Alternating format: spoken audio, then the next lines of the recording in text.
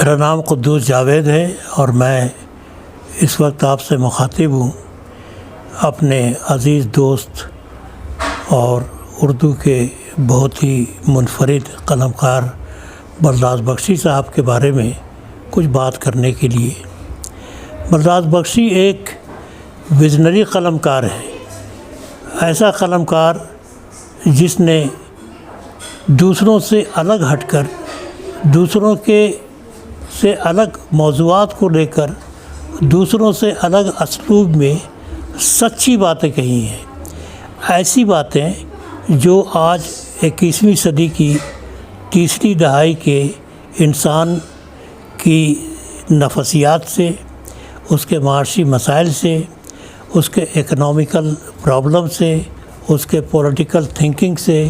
ان چیزوں سے جن کا واسطہ ہوتا ہے۔ اور بلراز بخشی یہ دیکھتے ہیں کہ سچ کہاں پر جھوٹ بن رہا ہے اور جھوٹ کہاں پر سچ کی شکل میں ہمارے سامنے آ رہا ہے۔ بلراز بخشی نے اپنی کہانیوں میں، اپنی غزلوں میں، اپنی نظموں میں اور اپنے تنقیدی اور تحقیقی کتابوں میں اس چیز کو بڑی خوبی کے ساتھ پیش کیا ہے۔ یہ اردو اور ہندی ساہتیہ کا ایک بہت بڑی ٹریجڈی ہے کہ کوئی 20-25 سال سے اردو اور ہندی والے جدیدیت یا آدھونکتا کے نام پر، مابعد جدیدیت یا آتی آدھونکتا کے نام پر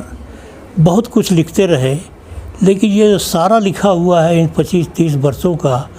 ایسا لگتا ہے کہ سوچ کر ارادے کے ساتھ لکھا ہوا ساہتیہ ہے جس کا آج کے انسان کے گہرائی سے کوئی واسطہ نظر نہیں آتا، سچائی سے کوئی واسطہ نظر نہیں آتا۔ لیکن جب آپ بلراز بخشی کو پڑھیں گے، ان کی کہانیوں کو پڑھیں گے، یا ابھی جو ان کی شاعری کا ایک مجموعہ سنکلن آیا ہے مٹی کے موسم، ان میں جو نظمیں ہیں اور غزلوں کے جو اشعار ہیں، تو آپ کو ایسا معلوم ہوگا کہ جیسے آج کا انسان ایک ویژن رکھتا ہے، جو نہ کسی آستھا کے سمبندھ میں کوئی کمزوری رکھتا ہے، نہ کسی عقیدہ کے لیے کمزوری رکھتا ہے، ایک آزاد انسان ہے جو اپنے اندر اپنا بھگوان بھی چھپائے ہوئے ہے، اپنا شیطان بھی چھپائے ہوئے ہے، یعنی جو منفی اور مثبت قدریں ہیں، پازیٹیو اور نگیٹو ویلیوز ہیں، وہ سب انسان کے اندر ہوتے تو ہیں، لیکن ہر آدمی، ہر قلمکار اس کو ظاہر نہیں کر پاتا، اس کا اپنے ساہتیہ میں اظہار نہیں کر پاتا۔ لیکن بلراز بخشی کی خوبی یہ ہے کہ وہ انہی باتوں کو بڑی آسانی کے ساتھ اپنی نظموں میں، اپنی کہانیوں میں بیان کرتے ہیں۔ اسی لیے ہم یہ دیکھتے ہیں کہ بلراز بخشی نے کبھی بھی کسی ازم کا، کسی خاص رجحان کا، یعنی جدیدیت کا یا مابعد جدیدیت کا لبادہ اوڑھنے کی کوشش نہیں کی۔ جدیدیت ان کے اندر سے نکلتی ہے، مابعد جدید جو تھنکنگ ہے یا پوسٹ ماڈرن جو کلچرل کنڈیشنز ہیں، وہ ان کی نظموں اور غزلوں میں اندر سے سامنے آتی ہیں، اور یہی بڑی بات ہے جو ان کے دوسرے ہم عصر یا کنٹمپرری پوئٹس یا کہانی کاروں کے یہاں یہ چیز بہت کم نظر آتی ہے۔ اسی لیے ہم یہ سمجھتے ہیں کہ حالانکہ ایک دور دراز علاقے میں ان کا قیام ہے بلراز بخشی کا، جو اردو کے اور ہندی کے مرکز سے، سینٹر سے دور ہے، لیکن اس کے باوجود بلراز بخشی کم از کم اردو ساہتیہ میں اپنی ایک پہچان رکھتے ہیں۔ اسی لیے اردو ساہتیہ جہاں تک پڑھا جاتا ہے، ہندوستان، پاکستان، برطانیہ، کینیڈا یا دوسرے دیشوں میں یا دوسری بستیوں میں، وہاں بلراز بخشی کا نام نیا نہیں ہے، اور ایسا نہیں ہے کہ لوگ انہیں جانتے نہیں ہیں۔ لیکن ایک چیز یہ ہے کہ خود یہاں جموں سے چونکہ کوئی رسالہ نہیں نکلتا تھا، اسی لیے بلراز بخشی نے زبان و بیان کے نام سے ایک رسالہ بھی نکالنے کی کوشش کی، اور کوشش کی کہ ساہتیہ کے لیے، بھاشا کے لیے ایک نیا ویژن